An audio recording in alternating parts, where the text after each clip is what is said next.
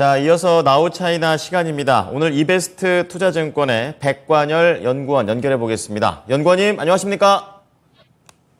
네, 안녕하세요. 이베스트 투자증권 백관열입니다. 네.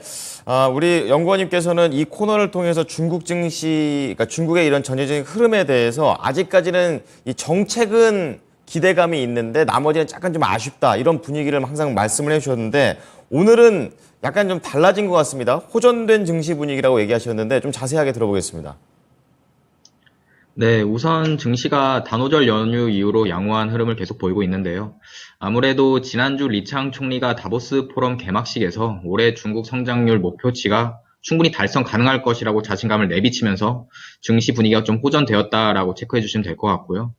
더불어서 6월 통계국 PMI는 여전히 위축 국면에 위치해 있지만 반등에는 성공을 했고 중소기업과 수출기업 조사 대상인 차이신 PMI는 컨센서스를 상회하면서 경기 둔화 우려가 일부 해소됐다라고 봐주면 될 것 같습니다.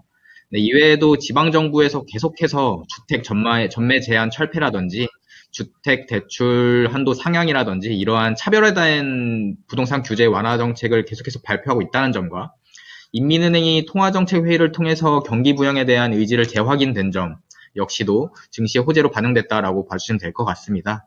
네, 추가적으로 리창 총리가 가구, 가전기기 등 주택 관련 내구재 소비를 촉진하는 방안을 추진할 것이라고 약속을 했고 하이난성에서는 면세 소비를 촉진하기 위해서 2천만 위안, 약 하나로 약 35억 원에 달하는 면세 소비 쿠폰을 추가로 발행한다는 소식 역시도 다소 침체된 소비 심리를 자극시킨 부분이 아니겠는가라고 보고 있습니다. 결론적으로 최근 일주일 동안은 정부의 경기 부양 의지라든지 부동산 규제 완화, 소비 부양책 등등 이러한 요소들이 증시 분위기를 좀 호전시킨 주요 요인이었다라고 정리해 주시면 될 것 같습니다. 네. 앞서서 계속 몇 주 전부터 얘기하셨던 이 전망, 그러니까 말씀해 주셨던 경기 부양에 대한 의지가 이제 실제적으로 좀 가시화되고 있는 것 같습니다. 자, 그렇다면은 한국이 주목할 만한 중국에서의 이슈들 어떤 게 있을까요? 네, 첫 번째로 말씀드릴 것은 이제 인민은행이 지난주에 개최한 통화정책 회의입니다.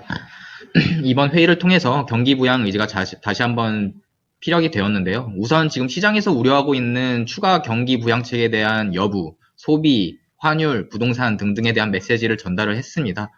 우선 추가 경기 부양책에 대해서는 이번 인민은행이 통화정책과 역주기 조절을 강화할 것이라고 언급을 했는데 이 역주기 조절이란 게 뭐냐면 미국 등 주요국과 역으로, 즉 반대로 정책을 펼친다는 의미로 해석이 되는데요. 현재 미국 같은 경우에는 금리를 계속 올리는 듯 긴축 행보를 이어나가고 있지만 중국은 이와 반대로 통화량을 더 풀어버리겠다는 이러한 완화 정책을 통해서 경기를 방어하겠다라는 거거든요. 그렇기 때문에 이번 메시지를 통해서 지급 준비율 인하라든지 추가 부양책을 더욱더 기대해 볼 수 있겠고요. 두 번째로는 환율에 대해서도 위안화 약세 리스크를 차단할 것이라고 강조를 했습니다.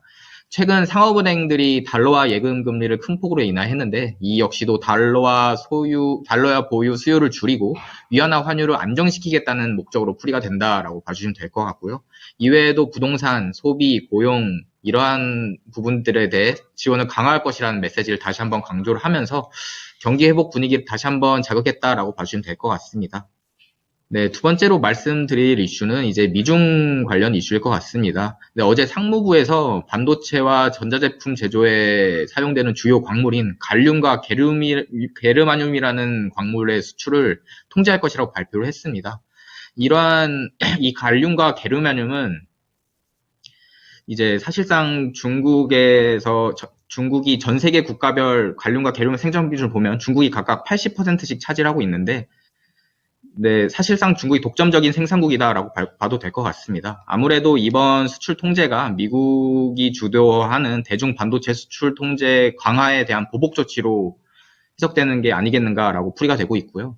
사실상 지난달 토니 블링컨 방중으로 미중 긴장감이 완화되는 듯 했으나 어찌됐든 중국에 대한 견제는 계속해서 강화되고 있는 상황이고 미국 측에서도 중국에 대한 규제를 완화한 것이 국익에 맞지 않다는 입장을 고수하고 있다는 점을 감안하면은 양국이 서로 규제를 완화하는 등 서로 양보할 가능성 좀 낮게 보고 있습니다.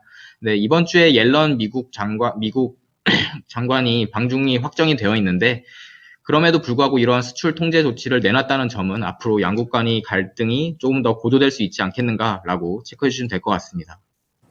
네. 확실히 이 미국하고 중국 보고 있으면 화해하는 듯 하면서도 기싸움은 또 기싸움대로 하는 것 같습니다. 진짜 공방전이 치열하구나라는 내용들을 느끼게 되는데요. 자, 그렇다면 중요한 경제 지표하고 일정 마지막으로 체크해 주십시오. 5일에 이제 차이신 서비스업 PMI가 발표 예정인데 확장 국면으로 유지될 것은 예상이 되지만 네, 차이신 제조업 PMI처럼 컨센서스를 상회하는지 한번 체크를 해봐야 된다 말씀드릴 수 있겠고요. 네, 목요일에는 지난달 블링컨 국무장관에 이어서 옐런 미국 재무장관이 방중이 결정이 되었습니다. 이번 방중을 통해서 건설적인 대화가 오고 갈 수는 있겠지만 앞서 말씀드린 것처럼 실질적으로 양국 간의 반도체 수출 규제라든지 이러한 규제 강도가 약해지는 건 좀 제한적이지 않겠는가라고 판단하고 있습니다. 네, 이상입니다. 네, 두 가지 지표 잘 비교해 보도록 하겠습니다. 오늘 말씀 감사합니다, 연구원님. 네, 감사합니다. 네. 자, 오늘 나우 차이나는요, 이베스트 투자증권의 백관열 연구원의 분석을 들어보셨습니다.